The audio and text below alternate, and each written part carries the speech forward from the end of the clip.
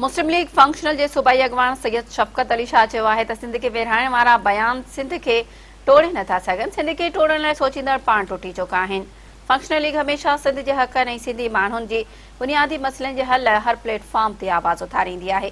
अहिड़ो इज़हार हुन परवां आके जे मुख़्तलिफ़ ॻोठनि ऐं इलाइक़नि जे दौरे दौरान यूसी मुबारकपुर, ॻोठ भाई खान खोसो, ॻोठ आचर खान, ॻोठ जियंद महर में मुख़्तलिफ़ माण्हुनि सां मुलाक़ात ऐं तक़रीब खे ख़िताब कंदे कयो।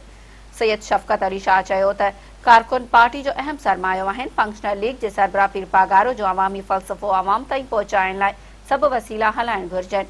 हुन चयो त फंक्शनल लीग जे सरबराह पीर पागारो ऐं उन जे बहादुर कारकुननि न रुॻो पाकिस्तान जे सरहदुनि जी हिफ़ाज़त कई पर सिंध धरती जी बि हिफ़ाज़त कई आहे।